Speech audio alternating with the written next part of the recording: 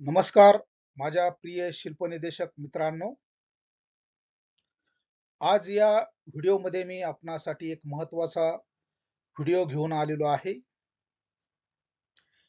की ज्या व्हिडिओमध्ये जे शिल्पनिदेशक आहे त्यांच्यासाठी national skill qualification framework NSQF नुसार फॉर्मेटिव्ह असेसमेंट ॲनेक्शर सेकंड आणि ॲनेक्शर थर्ड कसं तयार करावं याविषयी या व्हिडिओमध्ये मी आपणास मार्गदर्शन करणार आहे. मी जयराम ससाने आपलं पुन्हा एकदा या व्हिडिओमध्ये स्वागत करतो. सहसंचालक व्यवसाय शिक्षण व प्रशिक्षण प्रादेशिक कार्यालय नाशिक यांनी वेळोवेळी जे नवनियुक्त शिल्पनिदेशक आहेत त्यांच्यासाठी आयोजित केलेल्या जे 2 दिवसीय प्रशिक्षण आहे त्या प्रशिक्षणामध्ये मला जवळपास 120 ते 125 जे नवनियुक्त शिल्पनिदेशक आहे यांना या शिल्पनिदेशकांनी जतन करावयाचं रेकॉर्ड आणि training on formative assessment annexure second आणि ॲनेक्शर थर्ड कशा पद्धतीनं तयार करावं याविषयी संधी दिली होती. त्यांचे मी मनापासून आभार मानतो. या व्हिडिओमध्ये आपण फॉर्मेटिव्ह असेसमेंट गरजेचं का आहे हे आपण या व्हिडिओमध्ये बघणार आहोत. या व्हिडिओमध्ये आपण बघत असताना मागे एका व्हिडिओमध्ये आपण बघितलेलं आहे की ITIचं जे कोर्स स्ट्रक्चर आहे आणि ITIच्या प्रशिक्षणार्थ्याचं असेसमेंट कशा पद्धतीने केलं जातं. त्यामध्ये आपणाला मी जे समेटिव्ह असेसमेंट आहे की ज्याच्यामध्ये लेखी परीक्षा आणि प्रात्यक्षिक परीक्षा याद्वारे प्रशिक्षणार्थ्यांचं मूल्यमापन केलं जातं.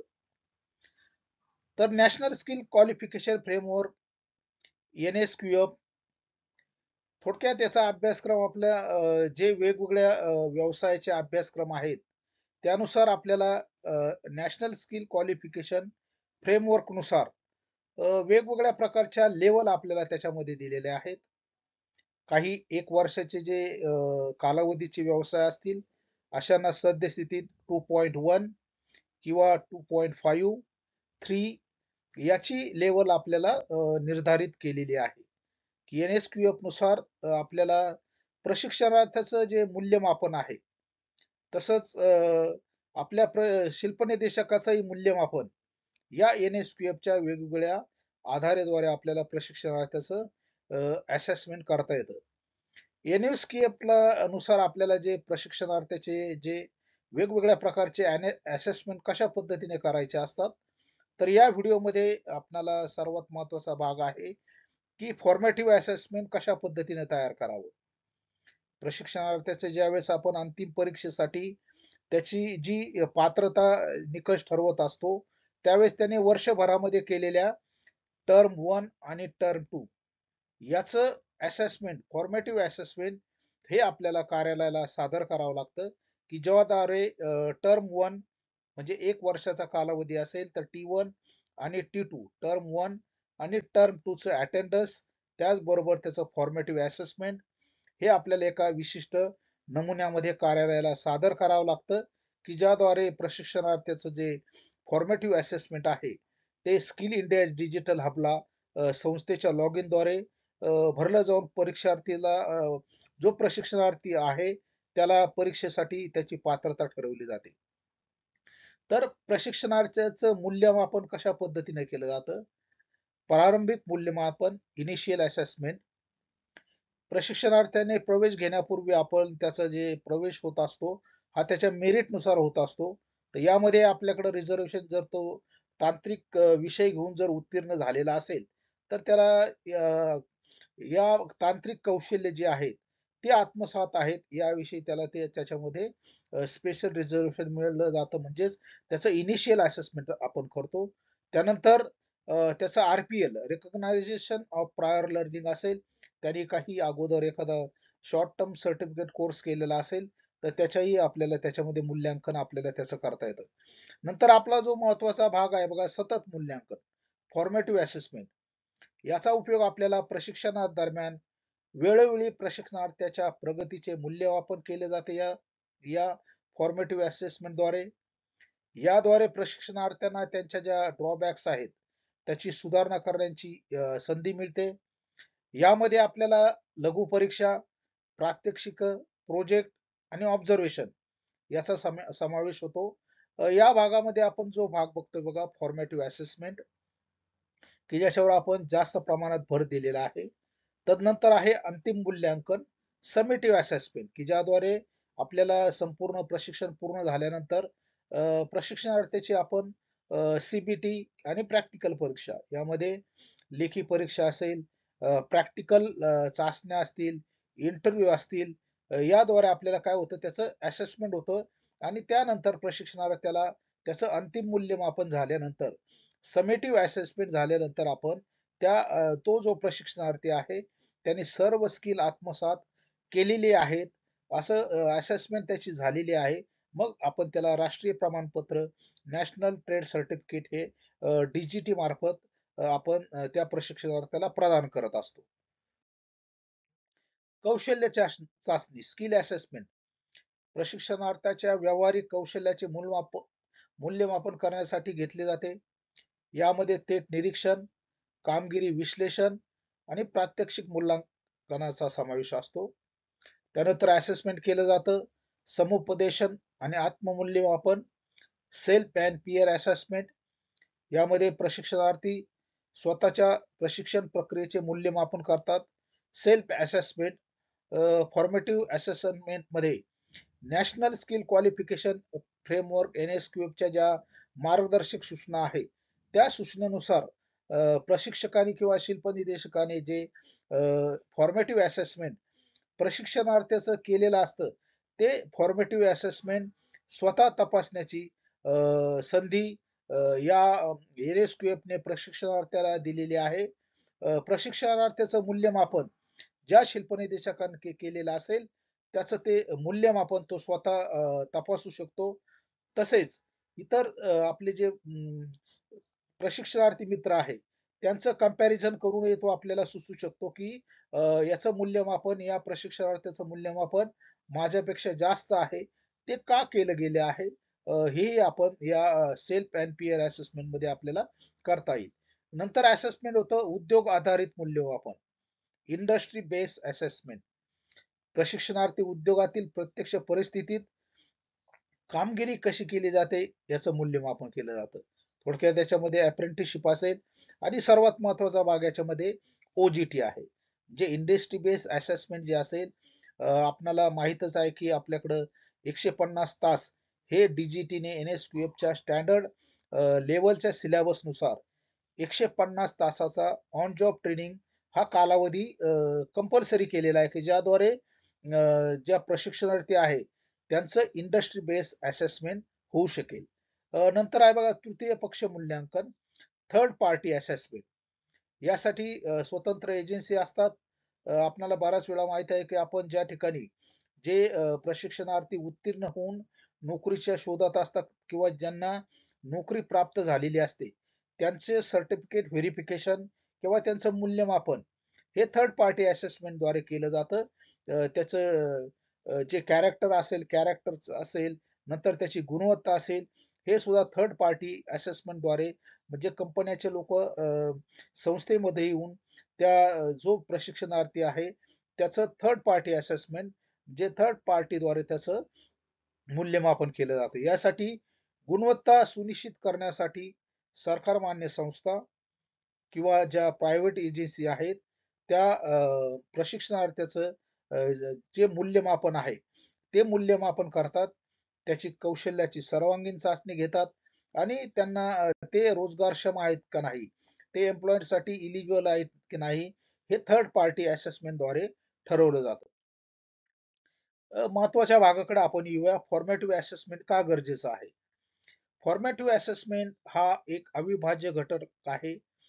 नॅशनल स्किल क्वालिफिकेशन फ्रेमवर्क नुसार प्रशिक्षणार्थ्याचं असेसमेंटचा जो महत्वाचा भाग आहे त्याकडे आपण येतोय. प्रशिक्षणार्थीची जी प्रोग्रेस आहे तो आपल्याला मोजता येतो. त्याचे जे ड्रॉबॅक्स असतील ते आपल्याला शोधता येतात. नंतर प्रभावी शिकवण्यास आपल्याला मदत करता येते. शिल्पनिदेशक आणि प्रशिक्षणार्थी यांच्यातला जो परस्पर संवाद आहे तोही यामुळे वाढतो. ज्यामुळे जी प्रशिक्षणार्थी आहे त्यांचा जो विश्वास आहे तो निश्चितच याद्वारे वाढला जातो. नंतर फॉर्मेटिव्ह असेसमेंटद्वारे शिल्पनिदेशकांना मार्गदर्शन प्रदान करणे, विद्यार्थ्यांसाठी योग्य अध्यापन पद्धती निवडण्यास मदत होते. लेखी चाचण्या रिटन टेस्ट होतात की ज्यामध्ये लघु उत्तरी प्रश्न, दीर्घ उत्तरी प्रश्न, एमसीक्यू टाईप प्रश्न यांचा समावेश होतो. प्रात्यक्षिक, परस्पर मूल्यमापन की ज्या मागच्या स्लाइड मध्ये आपण हे बघितलेलं आहे. स्वतःचे मूल्यमापन करता येते. प्रोजेक्ट आणि असाइनमेंट असतात. नंतर याच्यामध्ये शिल्पनिदेशकाचे निरीक्षण असते. यामध्ये प्रशिक्षणार्थ्याचा सहभाग, वेगवेगळ्या समस्या सोडवण्याच्या क्षमतेचे, उपक्रमातील सहभागाचे मूल्यमापन, संवाद आणि चर्चा, oral questioning and group discussion यावर ग्रुप डिस्कशन करूनही आपल्याला फॉर्मेटिव्ह असेसमेंट मध्ये एक महत्वाचा रोल आपल्याला त्याच्यामध्ये करता येतो. तर फॉर्मेटिव्ह असेसमेंट म्हणजे काय हे आपण या ठिकाणी बघितलेलं आहे. फॉर्मेटिव्ह असेसमेंट आपणा सर्व शिल्पनिदेशकांना हे आपल्या जो प्रशिक्षण कालावधी आहे 1 वर्षाचा जर व्यवसाय असेल तर त्यांना टर्म 1 आणि टर्म 2 याचं एकत्रित प्रत्येक प्रात्यक्षिकानुसार फॉर्मेटिव्ह असेसमेंट तयार करणं गरजेचं असतं की ज्या फॉर्मेटिव्ह असेसमेंट मध्ये कुठल्या कुठल्या बाबींचा समावेश असतो आपण या ठिकाणी बघणार आहोत. NSQF इम्प्लिमेंटेशन मॅन्युअल नुसार आपल्याला जे अनेक्चर सेकंड आणि अनेक्चर थर्ड कशा पद्धतीने तयार करावं हे मी याच्यामध्ये मार्गदर्शन करणार आहे. तसंच प्रत्यक्ष ऑनलाईन डेमो ही आपल्याला मी फॉर्मेटिव्ह असेसमेंट कसं करावं हे यामध्ये सांगणार आहे. शिल्पनिदेशक मित्र फॉर्मेटिव्ह असेसमेंट कसं करावं ही जी माहिती आपणास मी देत आहे ही फक्त एक मार्गदर्शक असेल. यामध्ये आपल्या सूचनेप्रमाणे आपल्या गरजेप्रमाणे आपण बदल करू शकाल. माझ्या मताशी आपण सहमत असाल असे नाही. जर या ठिकाणी आपण यामध्ये NSQF नुसार मध्ये आपल्याला टर्म 1 आणि टर्म 2 चे फॉर्मेटिव्ह असेसमेंट करायचं आहे. त्याच्यामध्ये अनेक्शर सेकंड आणि अनेक्शर थर्ड हे दोन महत्वाचे भाग आहे. अनेक्शर सेकंड आणि अनेक्शर थर्ड यामध्ये आपल्याला अनेक्शर थर्ड हे सुरुवातीला तयार करायचं आहे. अनेक्शर थर्ड मध्ये आपल्याला कुठल्या कुठल्या बाबींचा समावेश होतो, मार्किंग स्कीम, त्याचं इव्हॅल्युएशन क्रायटेरिया किंवा मार्कांचं ब्रेकअप कशा पद्धतीने दिलेलं आहे हे आपल्याला या ठिकाणी बघायला मिळेल. यामध्ये असेसमेंट मध्ये अनेक्शर सेकंड मध्ये जो अनेक्शर सेकंड आहे तो कशा पद्धतीने त्याचा नमुना या पुढील स्लाइड मध्ये आपण बघणारच आहोत. जे मार्काचं जे ब्रेकअप दिलेलं आहे, टर्म 1 साठी 100 मार्क्स आणि टर्म 2 साठी 100 मार्क्स असं सरासरी 200 मार्काचं फॉर्मेटिव्ह असेसमेंट हे आपल्याला प्रत्येक प्रशिक्षणार्थ्याचं करणं गरजेचं आहे. जे असाइनमेंट पॅरामीटर्स आहे, सेफ्टी कॉन्शियसनेस आहे, याच्यामध्ये ड्रेस कोड आहे, यूज ऑफ PPE आहे, नंतर अप्लाय प्रॅक्टिस सेफ्टी आहे. 15 मार्काचा ब्रेकअप याच्यामध्ये असेल. नंतर workplace hygiene, economical use of material याच्यामध्ये वर्कप्लेस मध्ये स्वच्छता, नंतर स्टँडर्ड ॲज पर स्टँडर्ड नुसार त्याने प्रात्यक्षिक करताना वापर केलेला आहे का नाही, प्रॉपर साहित्य त्या ठिकाणी वापरलेलं आहे का नाही, असं 10 मार्काचा इथं ब्रेकअप दिलेला आहे.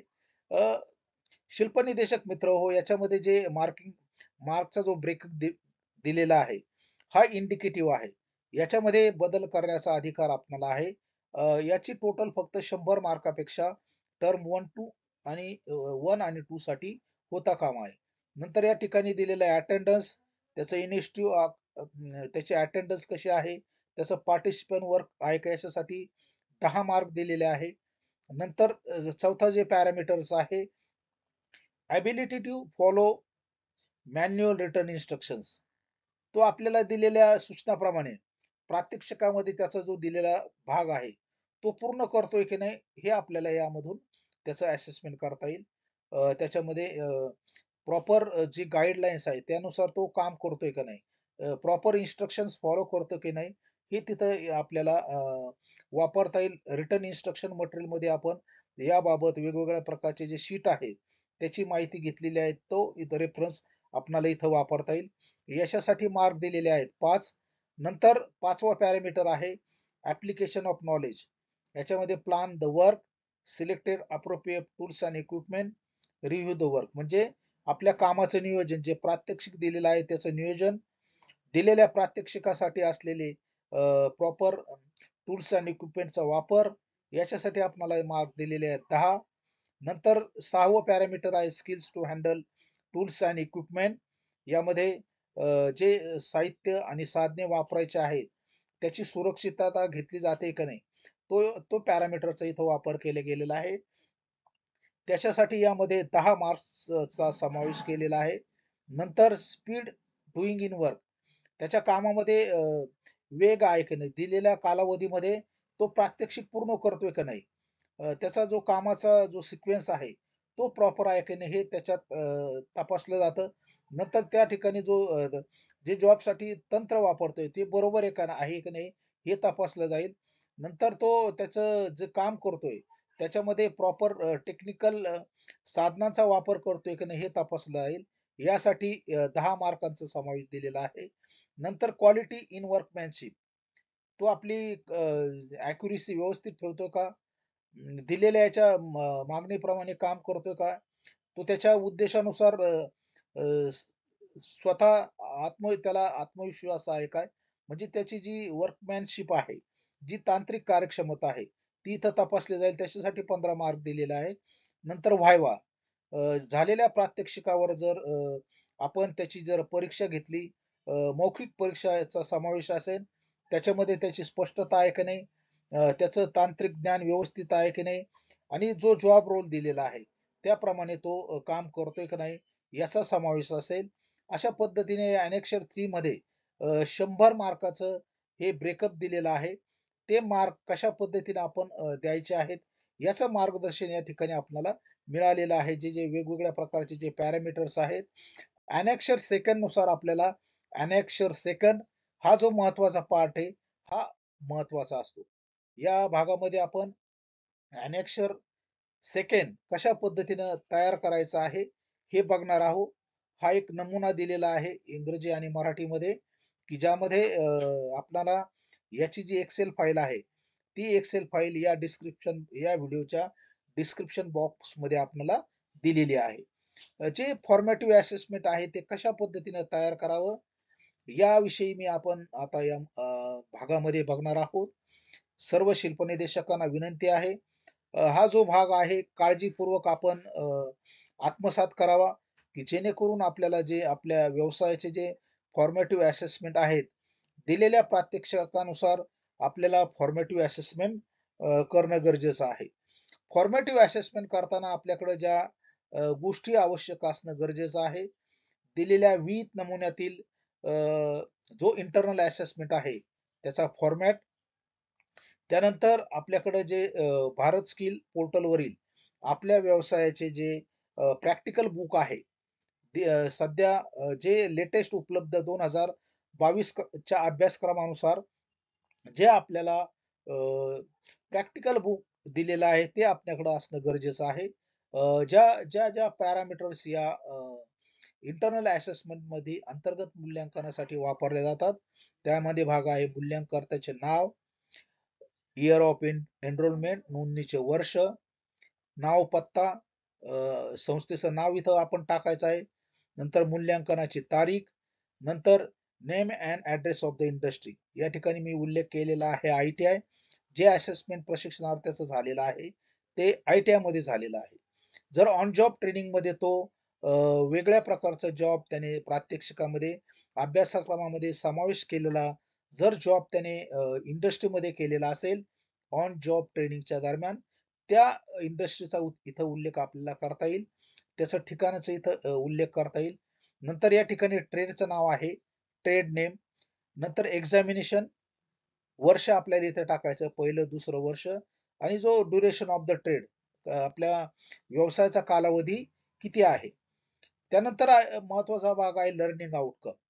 आपल्या अभ्यासक्रम पुस्तिका जी आहे, लेटेस्ट अभ्यासक्रम पुस्तिका आपल्याकडे उपलब्ध असली पाहिजे, ज्यामध्ये आपल्याला वर्षभरामध्ये कोणत्या कोणत्या प्रकारचे लर्निंग आउटकम आपल्याला निर्धारित केलेले आहेत. त्या लर्निंग आउटकम नुसार वेगवेगळ्या प्रकारची जी प्रात्यक्षिकं आहेत. एका लर्निंग आउटकम मध्ये अनेक प्रकारच्या प्रात्यक्षिकांचा समावेश असू शकतो. लर्निंग आउटकम लर्निंग आउटकमच्या ठिकाणी आपण कोणता भाग घ्यायचा या ठिकाणी मी दाखवलेला आहे. फिटर व्यवसायाचा आपण या ठिकाणी एक नमुना दाखल assessment internal assessment annexure second कसं तयार करायचं हे बघत आहोत. अभ्यासक्रमानुसार जे प्रॅक्टिकल बुक आहे बघा, त्या प्रॅक्टिकल बुकनुसार इथं जे लर्निंग आउटकम क्रमांक आहे 7, हा 7 क्रमांक आपण इथं घेतलेला आहे. लर्निंग आउटकम क्रमांक 7. त्या लर्निंग आउटकम मध्ये आपल्याला दिलेला आहे make different fits components for assembling as per required tolerance, observing principle of interchange ability and check for functionality different fit sliding, angular step fit, T fit, square fit, profile fit आणि angular tolerance याच्यामधला. या ठिकाणी आपल्याला दिलेला आहे जो code दिलेला आहे तो कोड महत्वाचा आहे CSC N0304. हा NIOSH national occupation standard code आहे. त्या कोडनुसार NCO कोडनुसार या स्किलचा यामध्ये समावेश झालेला आहे. आपल्याला या ठिकाणी दिसतंय बघा, जे प्रात्यक्षिक आहेत, जे वेगवेगळ्या प्रकारचे प्रात्यक्षिक आहे त्यांचा समावेश या ठिकाणी जो झालेला आहे इथं दिसतंय बघा. लर्निंग आउटकम क्रमांक 7 आहे. या लर्निंग आउटकम मध्ये 79 ते 89 या प्रात्यक्षिकांचा समावेश झालेला आहे. म्हणजे या प्रकारचं जे लर्निंग आउटकम आहे 79 ते 89 क्रमांकाच्या प्रात्यक्षिकामध्ये की जे आपल्याला जे प्रॅक्टिकल बुक सध्या भारत स्किल पोर्टलवर आपल्या व्यवसायाचं वेगवेगळ्या प्रादेशिक भाषेमध्ये सुद्धा प्रॅक्टिकल बुक प्रात्यक्षिक बुक आपल्याला उपलब्ध करून देण्यात आलेले आहे. त्यानंतर आपल्याला इथं घ्यायचंय व्यावसायिक कौशल्य लर्निंग आउटकम नुसार आपल्याला कोणत्या प्रकारचा जॉब आहे या ठिकाणी आपण बघतो आपला सेक्टर दिलेला आहे. नंतर आपल्या प्रात्यक्षिकाचं नाव आहे file internal angles 30 minutes accuracy open angular fit. Exercise क्रमांक आहे 1.681 म्हणजे आपल्या अभ्यासक्रमानुसार निर्धारित केल्यानुसार प्रथम वर्षाचं फिटर व्यवसायामधील हे प्रात्यक्षिक क्रमांक 81 च इंटरनल असेसमेंट आहे.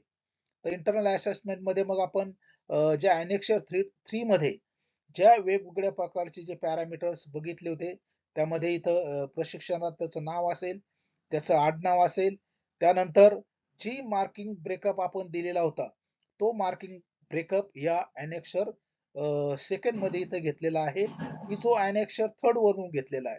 ॲनेक्सर थर्ड वरील जे पॅरामीटर्स त्याच्या मूल्यांकनसाठी इंटरनल असेसमेंट साठी जे दिलेले होते त्याच्याहून हे सर्व पॅरामीटर्स दिलेले आहे. इथं मी उदाहरणादाखल एक नाव घेतलेलं आहे प्रशिक्षणार्थीचं XYZ, पालकांचं नाव आहे. इथं मी त्याला 15 पैकी 12 मार्क दिलेले आहेत. इथं 5 पैकी 3 मार्क दिलेले आहेत. इथं 10 पैकी 7, 5 पैकी 3, 10 पैकी 8, 10 पैकी 9, 5 पैकी 3, नंतर 10 पैकी 8, 15 पैकी 14. वायवासाठी मी त्याला दिलेले आहेत 12 मार्क. एकूण मार्काची टोटल 100 मार्काची त्याची जी टोटल आहे ती 79 इतकी अशी झालेली आहे. म्हणजे 100 मार्काचं त्या प्रात्यक्षिकाचं मूल्यांकन फॉर्मॅटिव्ह असेसमेंट मी या ठिकाणी केलेला आहे. या ठिकाणी त्याचा रिझल्ट दाखवलेला आहे येस किंवा नो. तर या स्लाइड मध्ये आपल्याला दिसतंय की आपण बघितलं की लर्निंग आउटकम क्रमांक 7 याच्यामधील प्रात्यक्षिक क्रमांक 79 ते 89 याचा समावेश आहे. तर आपण या ठिकाणी प्रात्यक्षिक क्रमांक 81 च फॉर्मॅटिव्ह असेसमेंट इथं आपण तयार करत आहोत. त्यानंतर फॉर्मॅटिव्ह असेसमेंट मध्ये आपल्याला कुठल्या कुठल्या बाबींचा उल्लेख केलेला आहे इथं दिसतंय बघा. सेम नमुना आहे इथं. या भागामध्ये प्रोफेशनल स्किल आणि तिथं आपल्याला दिसतंय कॅपिटल गुड्स अँड मॅन्युफॅक्चरिंग. इथं आपल्याला दिसतंय प्रात्यक्षिक क्रमांक 81 file internal angles 30 minutes accuracy. हे पान क्रमांक दिलेला आहे जिथून आपण हे घेतलेलं आहे. नंतर इथं असेसमेंट दिलेला आहे. या प्रात्यक्षिक बुक मध्ये आपण गेल्यास आपल्याला एक्झरसाइज क्रमांक 1.681 याच्यावर आपल्याला जे प्रात्यक्षिक दिलेलं आहे file internal angles 30 minutes accuracy open angular fit. याचे उद्देश असतील.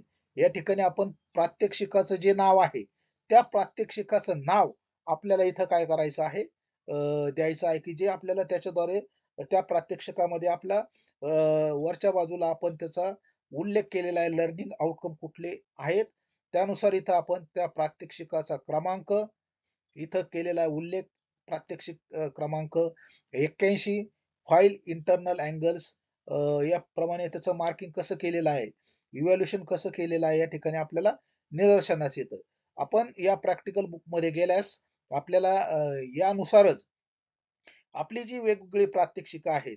आता या ठिकाणी आपण या उदाहरणामध्ये बघा, प्रात्यक्षिक क्रमांक 81 घेतलेला आहे. परंतु हे जे लर्निंग आउटकम आहे, क्रमांक 7, हे आपल्याला 79 ते 81 या प्रात्यक्षिकासाठी आपलं जे लर्निंग आउटकम आहे, हे सारखं आहे, सेम प्रकारचं आहे. परंतु 79 ते 81 पर्यंतचे जे प्रात्यक्षिक आहेत, ती वेगवेगळ्या प्रकारची आहेत.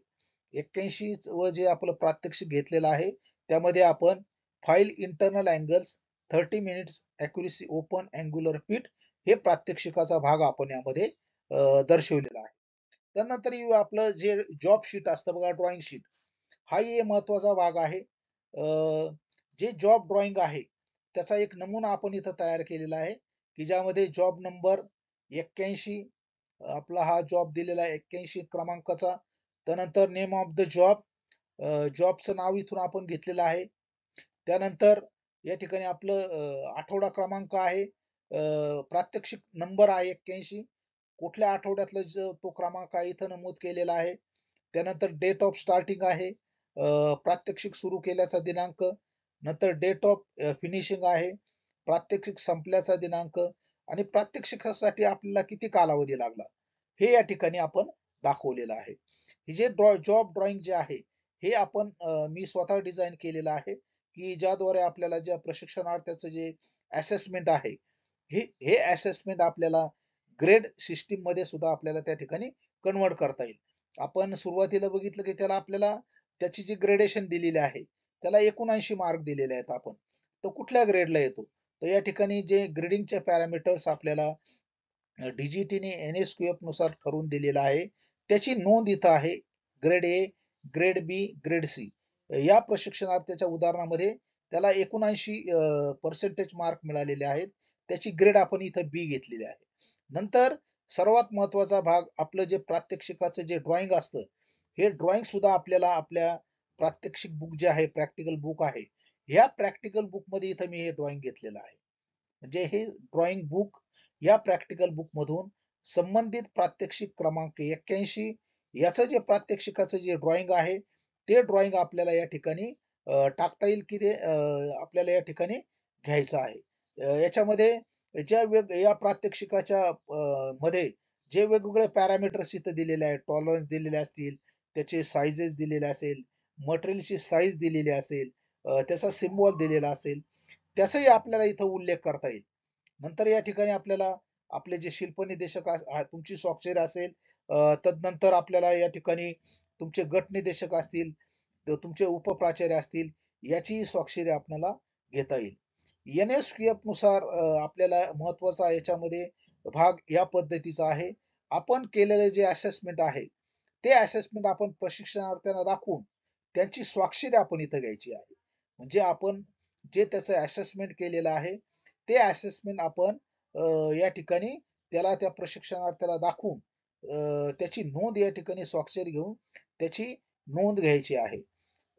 NSQFच्या स्टँडर्ड नुसार जे प्रशिक्षणार्थ्यांचं मूल्यमापन करणं गरजेचं आहे, त्या मूल्यमापनामध्ये आपल्याला त्याच्या प्रात्यक्षिका आधारित जो एव्हिडन्स आहे, तो एव्हिडन्स जतन करणं फार गरजेचं आहे. आता या प्रात्यक्षिकामध्ये प्रत्यक्ष मेटल जॉब असल्यामुळं जो तयार झालेला जॉब आहे, हाच त्याचं एव्हिडन्स असेल. परंतु जे नॉन इंजिनिअरिंग ट्रेड आहेत किंवा इलेक्ट्रिशियन सारखे ट्रेड आहेत, उदाहरणार्थ इलेक्ट्रिकल ट्रेडच्या एक प्रात्यक्षिकाचं नाव आहे की शिडीवर चढणे. तर शिडीवर चढायचं जे एव्हिडन्स आहे, आपल्याला प्रत्यक्ष ठेवता येणार नाही. अशा वेळेस जर आपण त्या प्रशिक्षणार्थीचे फोटो काढून ठेवले शिडीवर चढताना किंवा इलेक्ट्रिफिकेशनचं काम करताना, तर तो आपल्याला एव्हिडन्स असेल. आणखी एक आपल्याला उदाहरण देईल.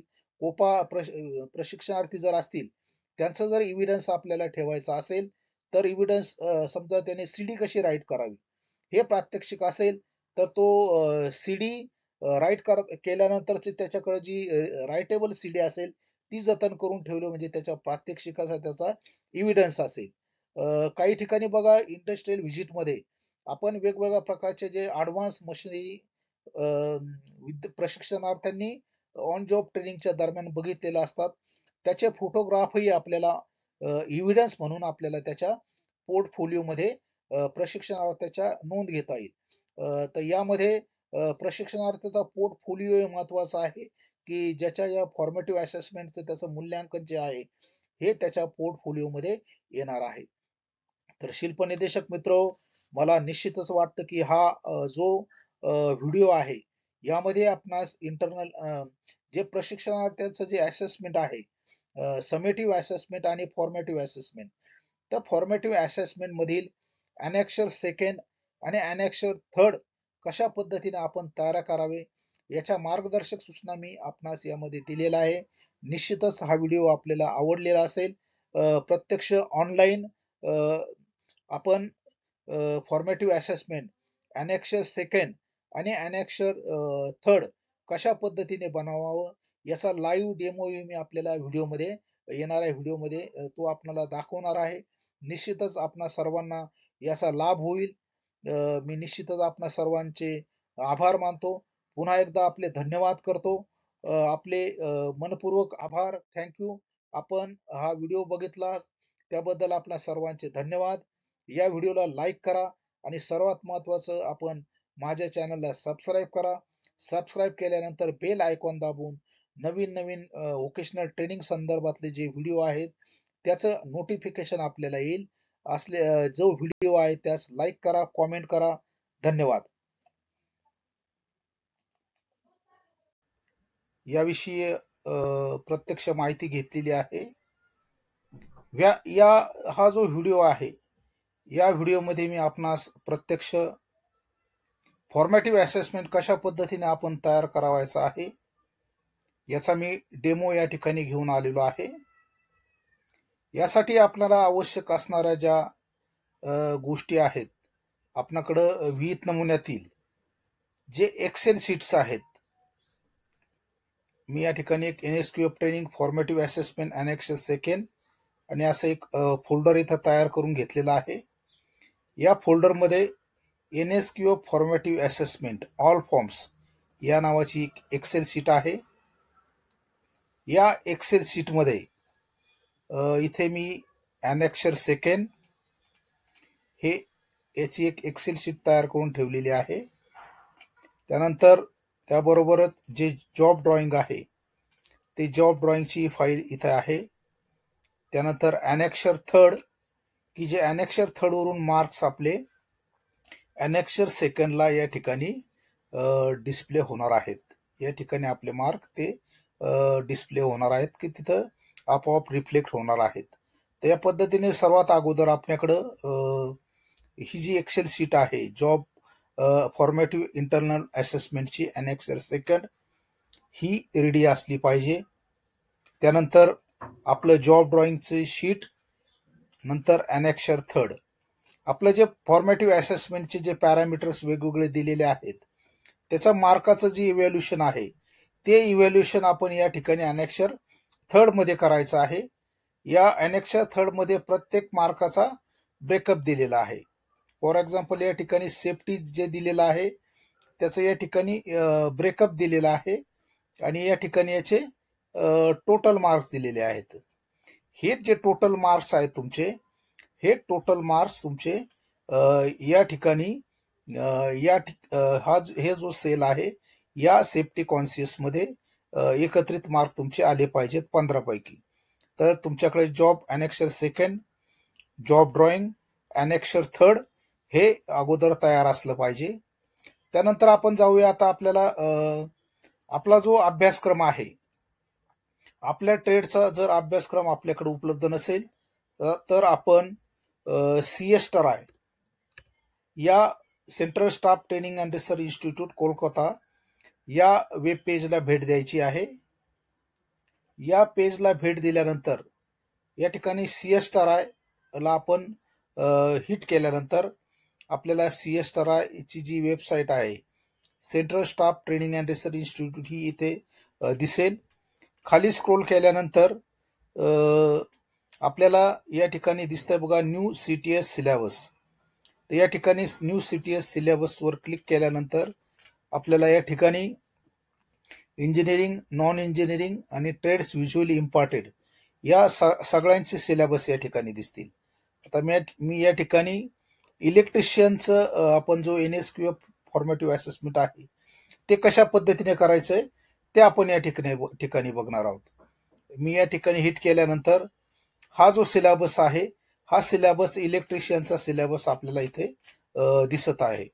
हा मी आता डाउनलोड करत आहे. आपण जे फोल्डर तयार केलेला आहे NSQF ट्रेनिंग फॉर्मेटिव्ह असेसमेंट यामध्ये इलेक्ट्रिशियन ट्रेडचा हा सिलेबस मी सेव्ह केलेला आहे की ज्याच्यातून आपल्याला वेगवेगळ्या प्रकारचे जे पॅरामीटर्स आहे ते कॉपी करून अनेक्षर सेकंड मध्ये आपल्याला टाकता येतील. तर या ठिकाणाहून आपल्याला DGTचे जे CS वर इंजिनिअरिंग, नॉन इंजिनिअरिंग आणि ट्रेड्स व्हिज्युअली इम्पॉर्टेड यांचे सर्व अभ्यासक्रम आपल्याला डाउनलोड करता येतील. यावर वेगवेगळ्या प्रकारच्या ज्या सूचना आहेत त्या सूचनाही आपल्याला इथे दिसतील. वेगवेगळ्या प्रकारच्या लिंकही आपल्याला या CS वर दिलेल्या आहेत. त्यानंतर आपण या ठिकाणावरूनच जे भारत स्किल पोर्टल आहे त्या भारत स्किल पोर्टलला क्लिक केलेला आहे, हिट केलेला आहे. हिट केल्यानंतर आपण या ठिकाणी आपल्याला CTS, CITS, apprenticeship, ITI blended learning, TOT blended learning आणि भारत स्किल फोरम या भारत स्किल फोरमवर आपण व्हिजिट केल्यास 2 वर्षापूर्वी कोरोना काळामध्ये ज्या आपण ऑनलाईन टेस्ट तयार केल्या होत्या मी स्वतः त्या या भारत स्किल पोर्टलवर तुम्हाला उपलब्ध असतील. इलेक्ट्रिशियन, फिटर, प्लंबर या सर्व प्रकारच्या ट्रेडच्या ज्या एकत्रित ऑनलाईन टेस्ट आहेत MCQ टेस्ट या भारत स्किल फोरमला जयराम ससाने या नावाने आपल्याला उपलब्ध होऊ शकतील. आपण आता CITS या मेनूवर हिट करणार आहोत. CTS मेनूवर हिट केलेला आपण. CTS मेनूवर हिट केल्यानंतर आपण जो फॉर्मेटिव्ह असेसमेंट तयार करतोय तो इलेक्ट्रिशियन ट्रेडचा तयार करतोय. यापूर्वीचा आपला जो व्हिडिओ आहे त्यामध्ये फिटर ट्रेडचा formative assessment annexure second, annexure third कसं तयार करावं आपण हे त्यामध्ये आपण बघितलेलं आहे. इलेक्ट्रिशियन या आयकॉनवर क्लिक केल्यानंतर हिट केल्यानंतर आपल्याला या ठिकाणी study material, employability skill, question bank, mock test, QP, curriculum आणि ई लर्निंग कंटेंट दिसेल. ई लर्निंग कंटेंट मध्ये आपल्या ट्रेडचे व्हिडिओ आपल्याला उपलब्ध असतील. या ठिकाणी आपण आपला जो ट्रेड प्रॅक्टिकल आहे ट्रेड प्रॅक्टिकल आपण या ठिकाणी या फॉर्मेटिव्ह असेसमेंट मध्ये सेकंड इयरचा फॉर्मेटिव्ह असेसमेंट आपण करणार आहोत. सेकंड इयर ट्रेड प्रॅक्टिकलचं जे न्यू सिलेबस प्रमाणे जे बुक आहे ट्रेड प्रॅक्टिकल सेकंड इयर याच्यावर आपण हिट करायचं आहे. हिट केल्यानंतर आपल्याला या ठिकाणी इलेक्ट्रिशियनच्या लेवलनुसार जे प्रॅक्टिकल बुक आहे आपलं ट्रेड प्रॅक्टिकल बुक दुसऱ्या वर्षाचं हे इथं आपल्याला उपलब्ध झालेलं आहे. तेही आपण आता आपण जो फोल्डर तयार केलेला आहे NSQF ट्रेनिंग फॉर्मॅट अनेक्षर सेकंड यामध्ये आपण electrician second year training trade practical save केलेला आहे. या पद्धतीनं आपण या बाबी इथून आपण सेव्ह करायच्या आहेत की जेणेकरून आपल्याला फॉर्मेटिव्ह असेसमेंट तयार करणं सोपं जाईल. परत एकदा मी रिपीट करतो. आपण प्रथमतः जे CS आहे या CS वरून आपल्या ट्रेडचा सिलेबस डाउनलोड केलेला आहे. त्यानंतर भारत स्किल पोर्टलवरून CTS सेक्शन मधून स्टडी मटेरियल या भागातून trade practical second year session 2022 new syllabus नुसार हे आपण या ठिकाणी डाउनलोड करून घेतलेलं आहे. या गोष्टी आपण डाउनलोड केल्यानंतर आपण जे फोल्डर तयार केलेलं आहे की ज्या फोल्डरमध्ये इथं आपण NSQF फॉर्मेटिव्ह ट्रेनिंग असं नावाचं फोल्डर आपण इथं एक डिझाईन केलेलं आहे. या फोल्डर मधील आपली जी फाईल आहे जी फाईल इथं आहे ती आपण इथं ओपन केलेली आहे. हे आहे आपलं annexure second, format for internal assessment. या ठिकाणी आपल्याला ॲड्रेस ऑफ द ॲक्सेसर, या ठिकाणी मी माझं नाव घेत आहे, जयराम सुसाने. नंतर या सेलमध्ये आपल्याला इयर ऑफ एनरोलमेंट 2024. इथं आपल्या संस्थेचं नाव घ्यायचं आहे, जे असेल ते ITI Nashik. Date of assessment, आपण त्या प्रात्यक्षिकाचे असेसमेंट कधी करणार आहोत ती डेट इथं घ्यायची आहे. इथं मी घेतो डेट 12/12/2024.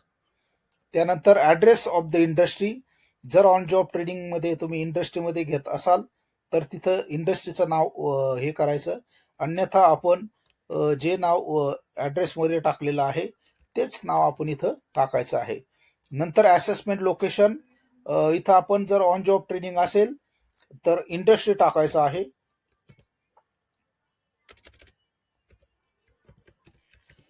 आणि जर ITI मध्ये असेल असेसमेंट तर ITI टाकायचं आहे. त्यानंतर आपल्याला या ठिकाणी दिसतंय बघा ट्रेड नेम. आता आपण इथं ट्रेड घेतलेला आहे इलेक्ट्रिशियन.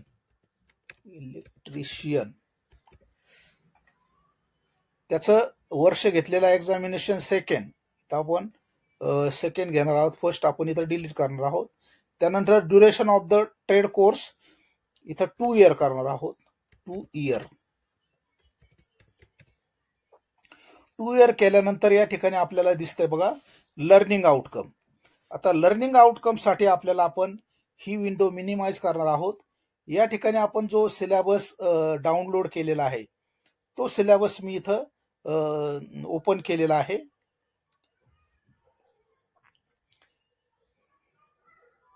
या ठिकाणी आपल्याला जो सिलेबस आहे तो सिलेबस इथे आपण डाउनलोड केलेला सिलेबस इथं बघितलेला आहे. याच्यामध्ये आपल्याला जे वेगवेगळ्या प्रकारची जे लर्निंग आउटकम आहेत ते लर्निंग आउटकमची संख्या आणि त्याचे असेसमेंट क्रायटेरिया या ठिकाणी मिळतील. इथं लर्निंग आउटकम दिलेले आहेत. पहिल्या वर्षामध्ये इलेक्ट्रिशियन ट्रेडसाठी 1 ते 13 इतके लर्निंग आउटकम आहेत. तर जे सेकंड इयर आहे त्यासाठी 22,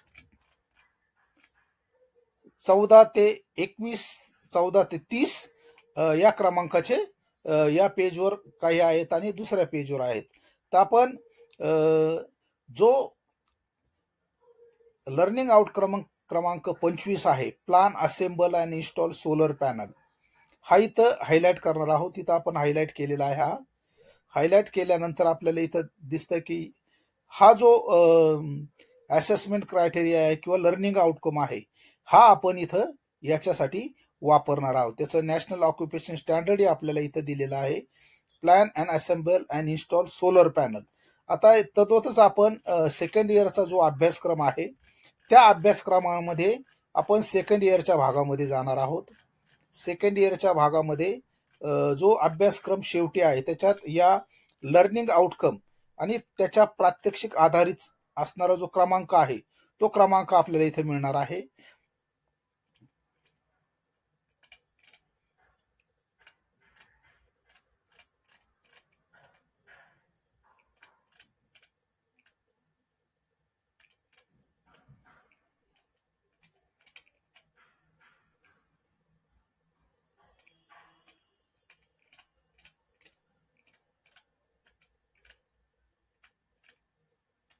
या ठिकाणी आपल्याला दिसतंय बघा लर्निंग आउटकम मध्ये estimate assembly install and test wiring diagrams, त्यानंतर त्याचा प्रात्यक्षिकाचा क्रमांक आपल्याला या ठिकाणी दिसतोय आणि त्याचा सैद्धांतिक भाग या ठिकाणी दिसतोय.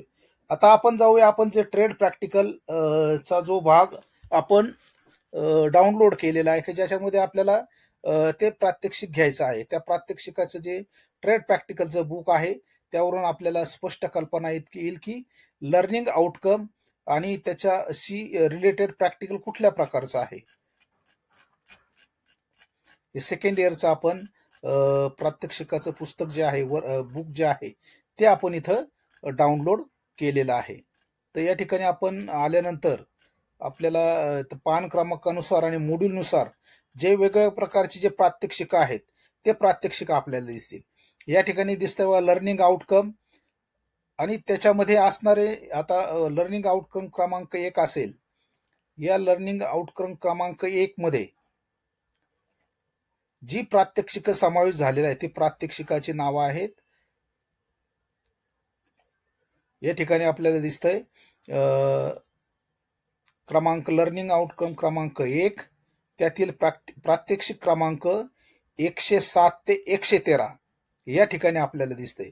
म्हणजेच आपलं लर्निंग आउटकम जे आहे ते plan and commissioning evaluate performance of DC machine national occupation standard PSSN 4402 हे आपण कॉपी करायचंय. हे कॉपी केल्यानंतर जे लर्निंग आउटकम आहे आपलं त्या ठिकाणी आपल्याला हा पेस्ट करायचा आहे. म्हणजेच थोडक्यात आपला जो लर्निंग आउटकम क्रमांक आहे plan execute commissioning and evaluate performance of DC machines NOS हा आपण लर्निंग आउटकम असेसमेंट क्रायटेरिया मधील लर्निंग आउटकम क्रमांक 1 मधील प्रात्यक्षिक जे आहेत 107 ते 113. आता आपण आता जे प्रात्यक्षिक आहेत ते जो प्रॅक्टिकल आहे त्या प्रॅक्टिकल कडे येणार आहोत. प्रॅक्टिकल कडे आल्यानंतर इथं आपल्याला त्याच्याविषयी काही माहिती मिळाली. इथं आपल्याला लर्निंग आउटकम असेल त्याच्या नंतर त्याचा आधारित जो सिलेबस आहे तो सिलेबस ट्रेड थिअरीचा प्रॅक्टिकलचा इथं मिळेल तुम्हाला. त्याच्यानंतर इथं थेरॉटिकल पार्ट मधील जो भाग असेल थेरॉटिकल पार्ट मधला भाग इथं आपल्याला दिसतोय. तर आपल्याला जे आपल्याला प्रॅक्टिकल आहे जे आपण बघितलं की याच्यामध्ये जो लर्निंग आउटकम दिलेला आहे त्याच्यामध्ये 107 ते 113 क्रमांकाचा प्रात्यक्षिकाचा समावेश आहे. तर आपण या ठिकाणी आल्यानंतर आपल्याला इथं दिसतंय की 107 ते 111 107 नंबरचं जे प्रॅक्टिकल आहे ते प्रात्यक्षिक आहे आपल्याला trade practical identify terminals and parts of connection of different types of DC machines. हे मी इथं हायलाइट केलेलं आहे. आपलं प्रात्यक्षिक क्रमांक आहे 107. तदनंतर त्या प्रात्यक्षिकाचं नाव आहे identify terminal parts of DC connection of different types of DC machines. त्यानंतर खाली आल्यानंतर आपले प्रात्यक्षिक जिथं सुरू होतील त्याची लिस्ट आपल्याला इथं दिसेल. या ठिकाणी आल्यानंतर आपलं जे प्रात्यक्षिक क्रमांक जे आहे इथं आहे बघा एक्झरसाइज क्रमांक 2.1 107 हा आपण या ठिकाणी प्रॅक्टिकलच्या या भागामध्ये आपण पेस्ट केलेला आहे. प्रॅक्टिकल नंबर 107 2.1 लर्निंग आउटकम क्रमांक 1 107 आणि प्रात्यक्षिकाचं जे नाव आहे ते आपण या ठिकाणून कट करून पेस्ट करायचं आहे.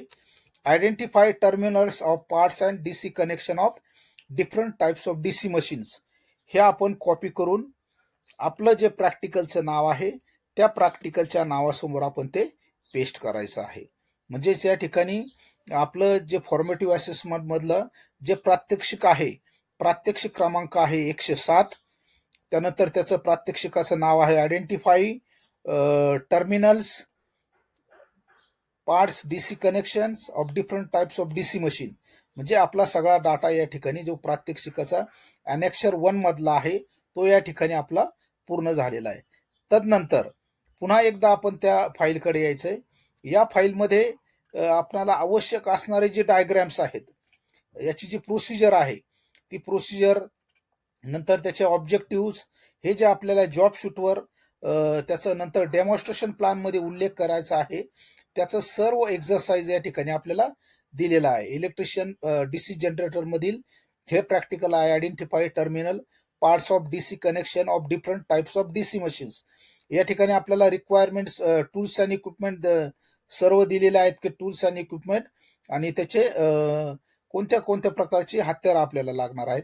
त्यानंतर याची प्रोसिजर दिलेली आहे. प्रोसिजर दिल्यानंतर काही इतर डायग्रॅम दिलेले आहेत. या डायग्रॅम आपल्याला identify the terminal of the DC machines.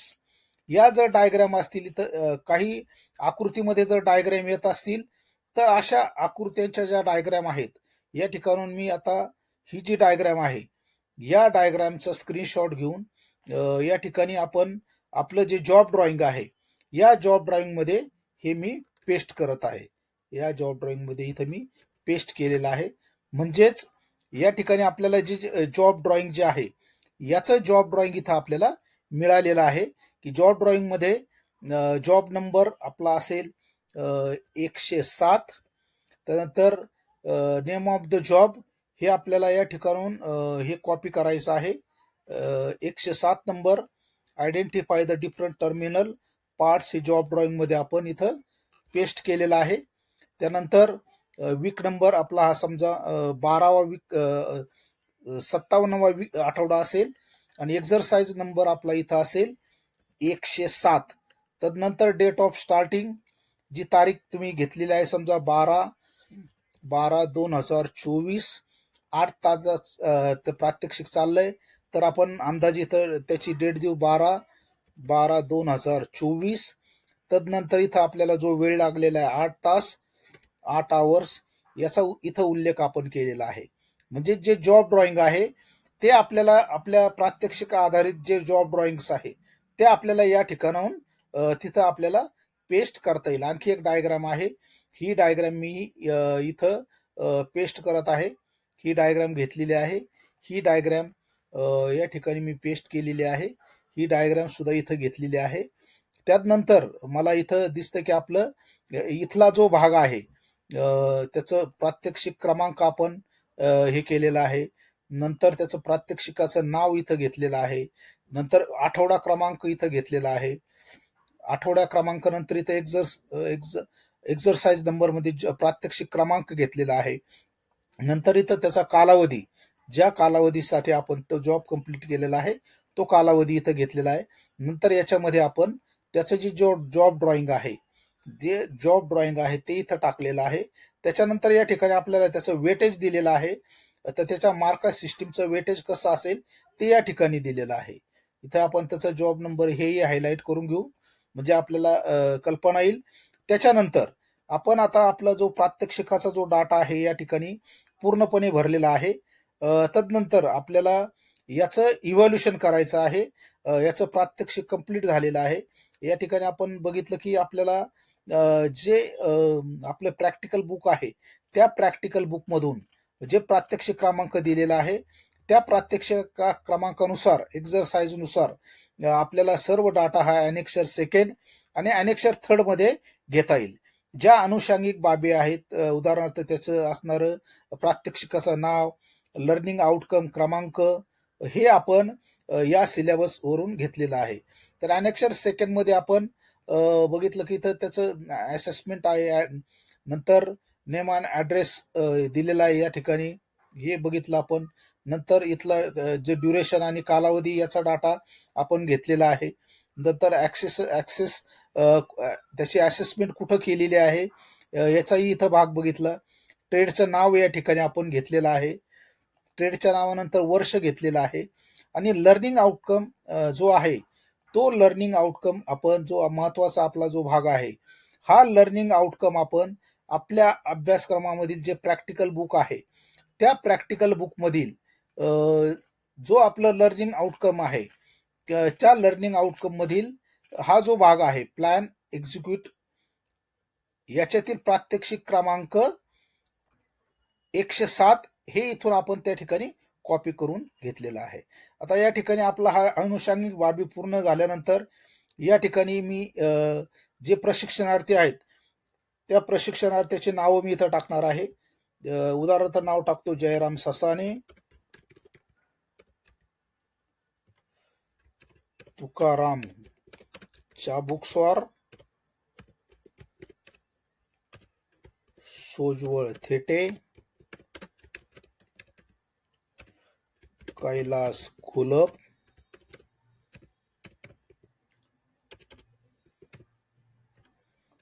विशाल चकोर. तुमचे जे प्रशिक्षणार्थी असतील त्या प्रशिक्षणार्थींची नावं आपल्याला या ठिकाणी घ्यायची की जे तुमच्या रोलनुसार असतील. प्रशिक्षणार्थीची नावं आपण या ठिकाणी घेतलेली आहे. इथं आपल्याला त्यांच्या आईचं किंवा वडिलाचं नाव मेन्शन केलं तरी चालेल किंवा त्याचा उल्लेख केला नाही तरी चालेल. इथं आपल्याला हे घ्यायचं आहे. तदनंतर आपल्याला ही जी फाईल आपल्यास मिळाल्यास आपल्याला कुठल्या बाजूचे मार्क कुठं घ्यायचे आहेत. या ठिकाणी बघा आता अ, 1 नंबरचं नाव आहे. माझे जे मार्क्स आहेत, इथं भरलेले जे मार्क्स आहेत, ते मार्क्स मी जे त्याची जी टोटल आहे, ही टोटल आहे. नंतर या ठिकाणची टोटल आहे. इथली टोटल आहे. या ठिकाणची टोटल आहे. या ठिकाणची टोटल आहे. या ठिकाणची त्याची टोटल आहे. इथली टोटल आहे. तदनंतर इथली टोटल आहे. ही त्याची टोटल आहे आणि ही टोटल आहे.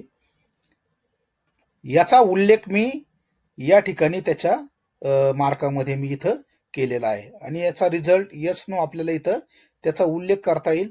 आणि या ठिकाणी प्रशिक्षणार्थीची आपल्याला स्वाक्षरी घ्यायची आहे. हा जो भाग मी ग्रीन याने हायलाइट केलेला आहे, त्या ठिकाणी त्या प्रशिक्षणार्थीची आपल्याला स्वाक्षरी घ्यायची आहे. म्हणजे जे तुमच्या रोलवर प्रशिक्षणार्थी असतील त्याचं असेसमेंट आपण केलेलं आहे हे त्यांना प्रत्यक्ष या ठिकाणी दाखवायचं आहे.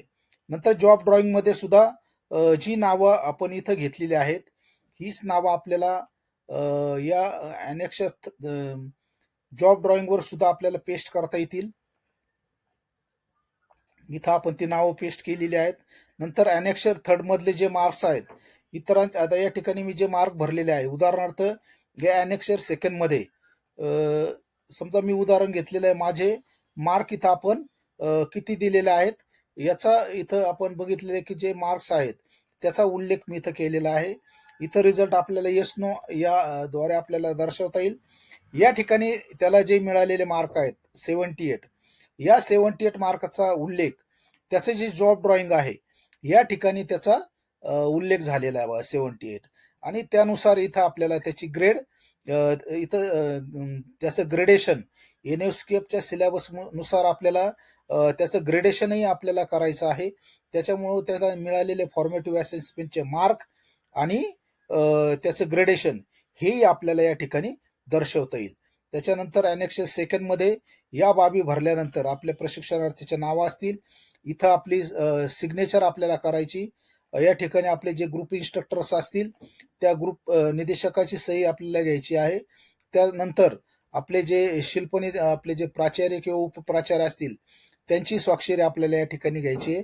नंतर एक्सटर्नल एक्झामिनर ज्यावेळेस आपण प्रशिक्षणार्थ्याचं अंतिम परीक्षा घेणार आहोत, त्या अंतिम परीक्षेमध्ये त्याचं जे असेसमेंट आहे ते असेसमेंट करताना या ठिकाणी हे जे अनेक्षर सेकंड आहे, हे अनेक्षर सेकंडवर जे एक्सटर्नल एक्झामिनर येतील त्यांची स्वाक्षरी सुद्धा असणं गरजेचं आहे. तसंच सर्वात महत्वाचा भाग हे जे प्रात्यक्षिक आपण केलेलं आहे, जे प्रात्यक्षिक या ठिकाणी मी पुन्हा हायलाइट करतो. या प्रात्यक्षिकाचं हायलाइट केलेलं जे प्रात्यक्षिक आहे,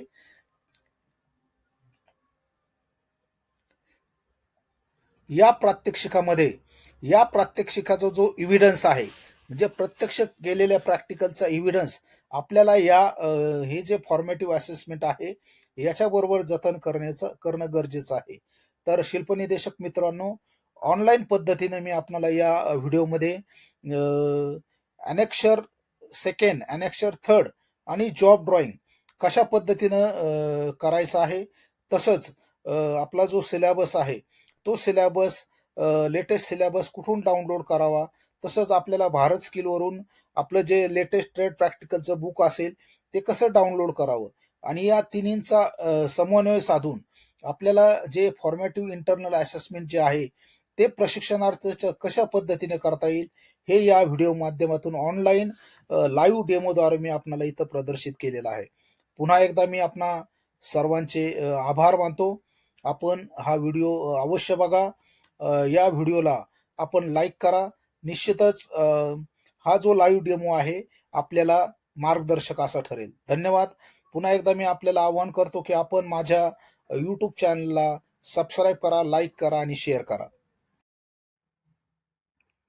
नमस्कार मित्रांनो, आजच्या या व्हिडिओमध्ये आपण national skill qualification framework NSQF जे 10 लेवल्स आहेत, जे 10 स्तर आहेत आणि त्याचं डिस्क्रिप्शन, त्याचं वर्णन या व्हिडिओमध्ये बघणार आहोत. मी Jairam Sasane.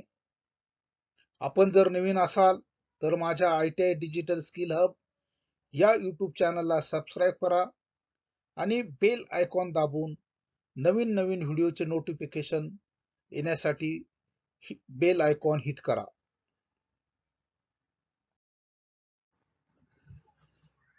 National skill qualification फ्रेमवर्कच्या जे वेगवेगळ्या प्रकारची ज्या लेवल्स आहेत, त्या लेवलची माहिती आपण या व्हिडिओमध्ये घेणार आहोत.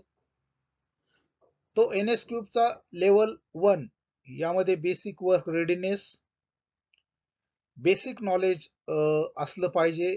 ज्या NSQF लेवल जो स्तर 1 आहे त्यामध्ये प्राथमिक शिक्षण, मूलभूत कौशल्ये, साध्या सूचना समजणे, अनुसरण करणे, मूलभूत वर्तन आणि स्वच्छतेबाबत जागरूकता.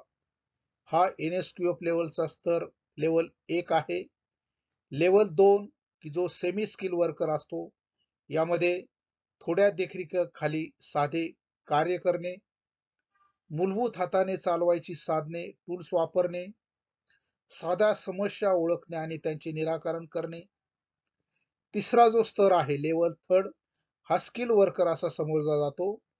औद्योगिक प्रशिक्षण संस्थेतील 1 वर्ष व्यवसायाचे जे ट्रेड आहेत ते सर्व ट्रेड NSQF लेवल 3 अंतर्गत येत असतात.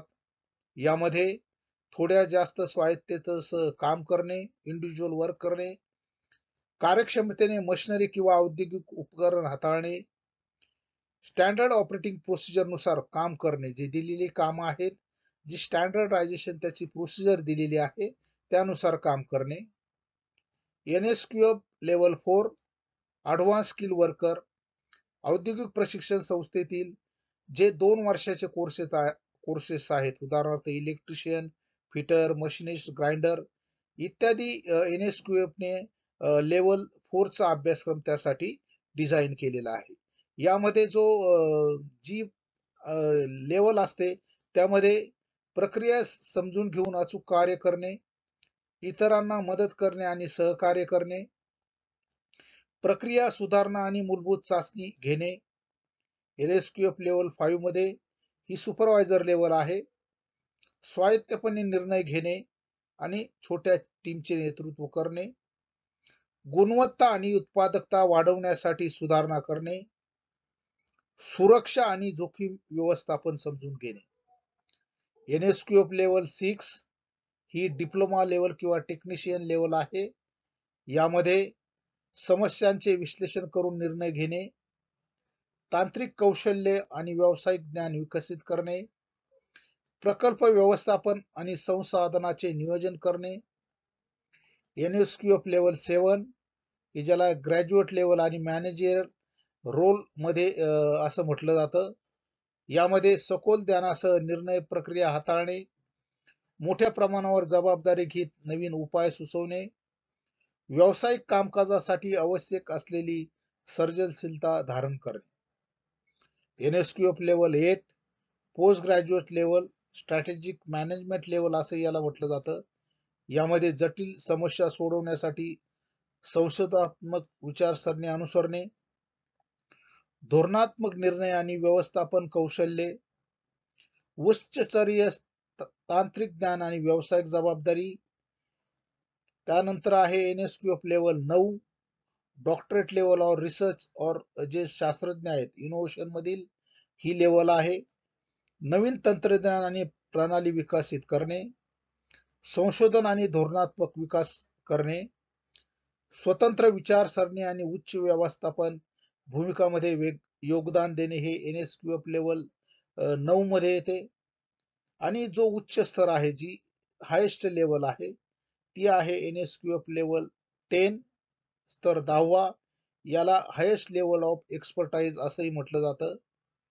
राष्ट्रीय आणि आंतरराष्ट्रीय स्तरावर धोरणे आणि विकास योजनेत भूमिका बजावणे, नवसंशोधन इनोव्हेशन आणि नवकल्पना इन्व्हेन्शन विकसित करणे, उच्चतम स्तरावरील शैक्षणिक आणि व्यावसायिक नेतृत्व करणे. तर या ज्या 10 लेवल्स आहेत यानुसार आणि NSQF मध्ये वेगवेगळ्या प्रकारच्या सेक्टर्स कौन्सिल स्किल नुसार नॅशनल ऑक्युपेशन स्टँडर्ड आणि नॅशनल क्लासिफिकेशन ऑक्युपेशन नुसार सेक्टर स्किल्स कौन्सिल यांच्याद्वारे NSQFचे वेगवेगळ्या प्रकारचे या लेवलनुसार कामगाराच्या स्तरानुसार कामाच्या व्यवसायानुसार वेगवेगळ्या प्रकारच्या ट्रेडचे किंवा अभ्यासक्रमाचे अभ्यासक्रम हे NSQF मार्फत डिझाईन केले जातात.